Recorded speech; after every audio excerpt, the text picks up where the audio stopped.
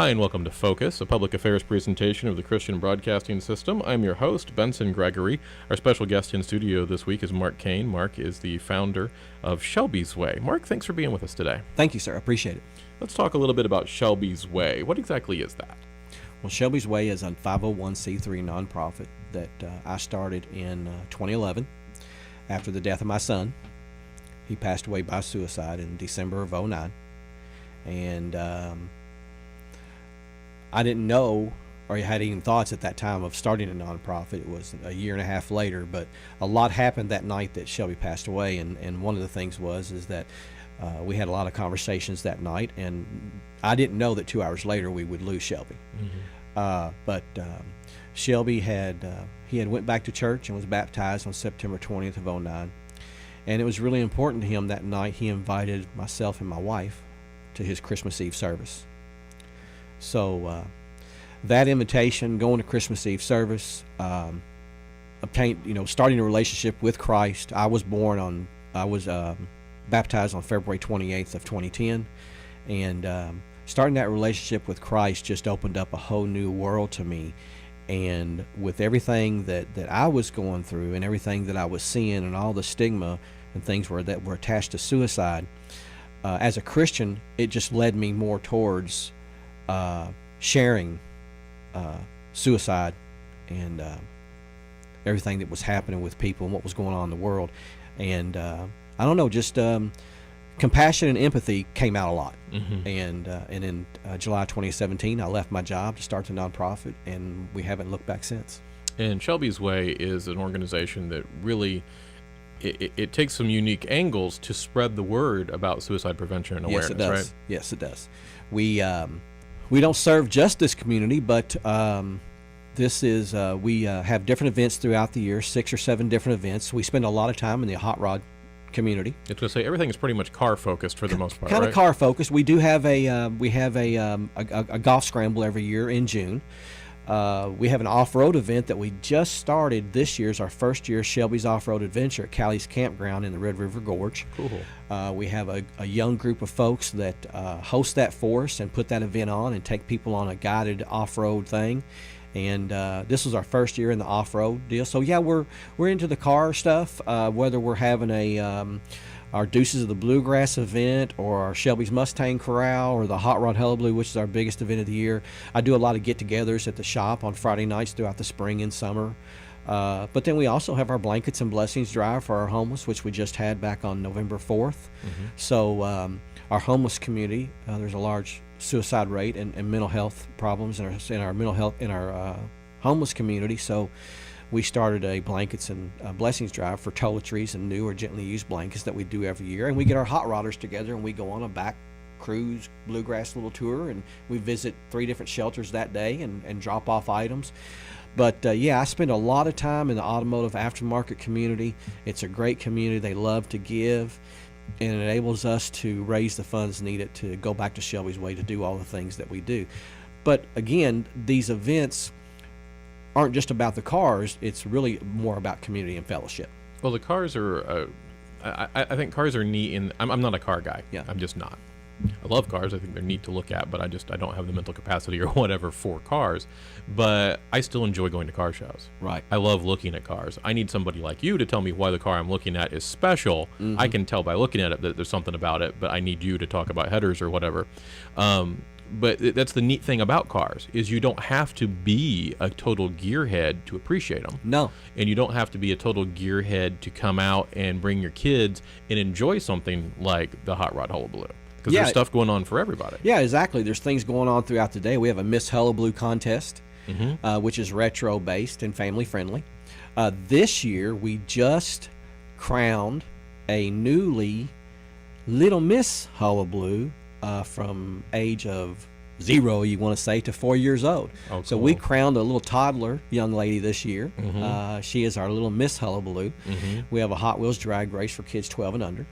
We do a gravity downhill race with downhill racers for adults or teenagers. That's neat. Plenty of music all day long. Over 650 cars. And again, like you said, I mean, what better form of things attract your attention. And what better form of media than anybody likes cars or the old retro days or the nostalgic days, and they can come out for the day, and they can with their kids come out for a couple hours and look at cars and Beautiful paint jobs, beautiful shiny paint jobs, chrome, shiny chrome, fins. Don't forget fins. the noise. Oh, yeah. Yep. The retro music, just the overall vibe. Everybody's having a good time, and to watch the street where I'm at is an industrial street, and for me to see it every day as an industrial work area where people are laying asphalt, they're building buildings, they're doing all these things. But for that Saturday, that first Saturday in September, that Labor Day Saturday, the transformation that street takes with hundreds, thousands of people on the street, walking around, grabbing some unbelievable food, drinks, Kona Ice is there, Mr. Softy is there serving ice cream, and just everything going on. It's amazing to see the transition, especially when we get the drones in the air and we're filming things. Now this is our 5th year on Contract Street, but we're coming up on the 13th year for the Hullabaloo. Now, over the last few years, a lot of my business neighbors are coming out on that day, and they can't believe the transformation that takes place. And for me, I see the cars, but just to see the people out there fellowshipping with one another and having a good time and doing so in a family-friendly event just makes me happy. Well, it's that community. That's what it's really all about, is to get people, give them a reason to come out and get them talking. And then while they're there, you are subtly introducing suicide awareness and prevention. Yes, and I always enjoy it because a quick conversation of hi turns into a long conversation of the Shelby story, or why we're doing what we're doing, and even why the Hullabaloo is going on, explaining fellowship and the importance of community and the spirit of community, and how this is going to help prevent suicide and help people with mental health issues, just through and Shelby's missions, compassion, empathy, and love. There's so many things that hopefully 10% of the crowd will leave that day with some type of information like that. The one thing that bothers me is that I can't talk to each and every one of them. Right. But I do know that day that I am up and down that street and sharing with as many as I can what's going on, why we're here. And the thing is, the vendors know why they're there. The food handlers know why they're there. Everybody is there for the event, but they're there for Shelby's Way. Some people might be thinking, why would you take such a nice event, such a fun, because what you described just sounds like fun. I'm smiling hearing you talk about it.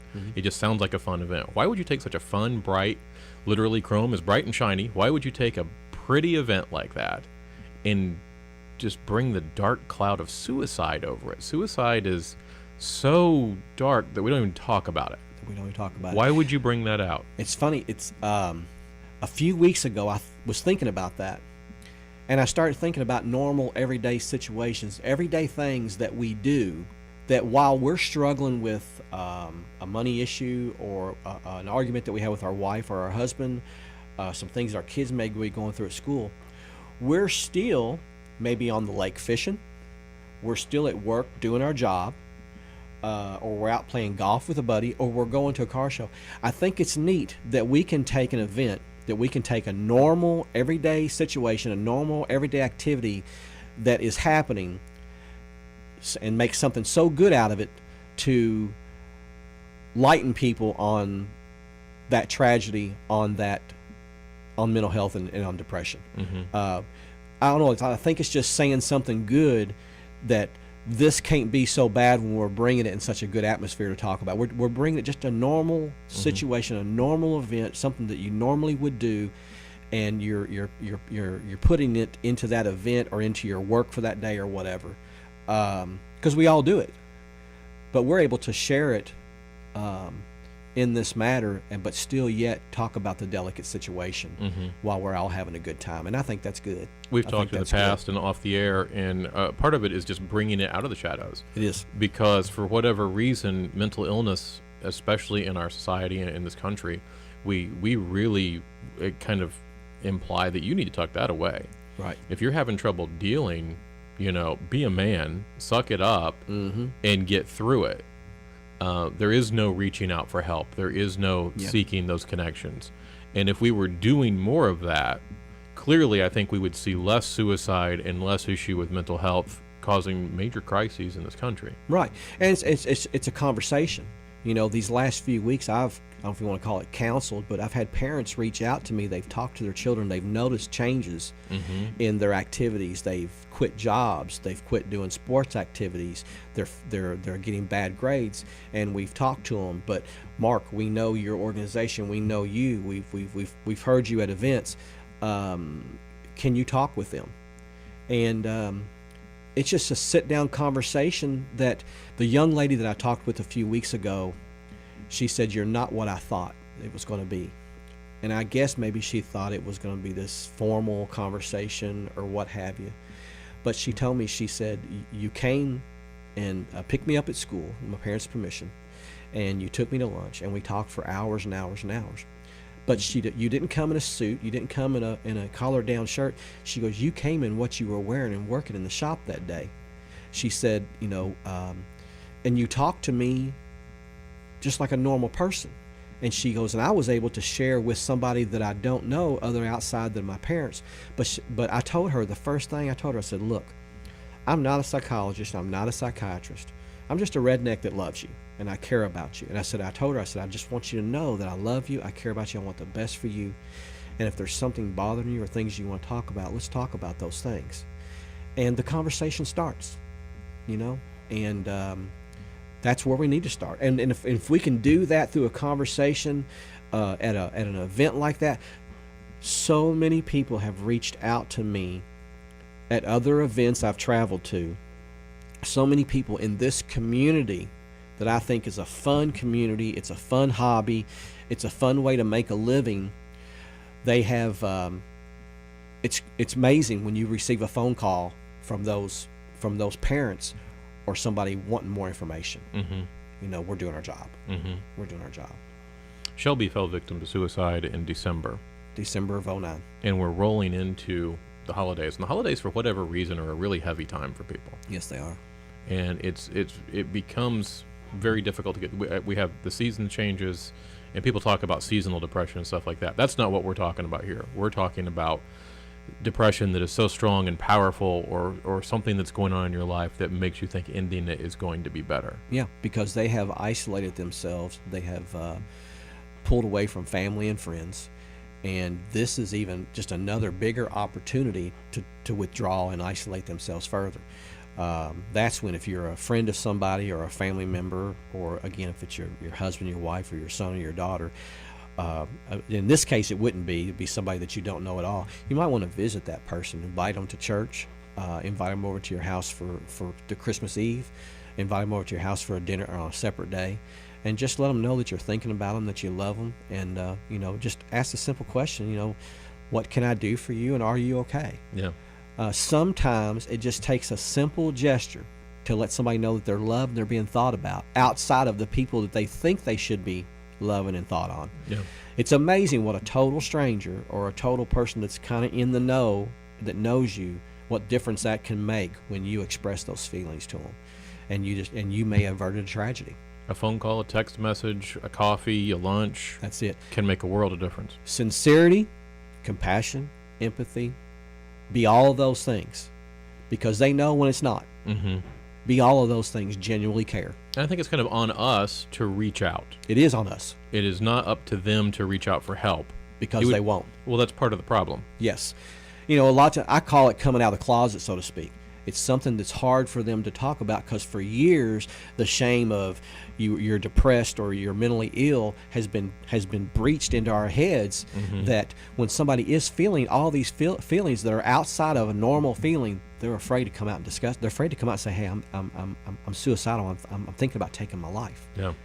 And the first thing they're thinking about is when they do that, they're going to be judged in a certain manner, or they're going to be called crazy. Yeah. And it's real. The feelings they have is the feelings you have when you're feeling like that. Those are real feelings, and you're so far deep and so far dark that rational thoughts aren't even coming to mind. Right. Well, we're out of time, Mark. How do people get a hold of Shelby's Way? They can reach out to www.shelbysway.com. That's our website. It'll take you to many things with events coming up. You can donate. You can reach me at mark@shelbysway.com, or you can call me at 859-552-3359. But also know that there is a National Suicide Prevention Hotline, and it's 1-800-273-TALK. 1-800-273-TALK. If you're struggling or if you know somebody struggling, give them that number. Ask them, are you okay? And start the conversation. All right. Mark Kane from Shelby's Way, thanks for being our guest today. Thank you. I'm Benson Gregory, and this is Focus, a public affairs presentation of the Christian Broadcasting System.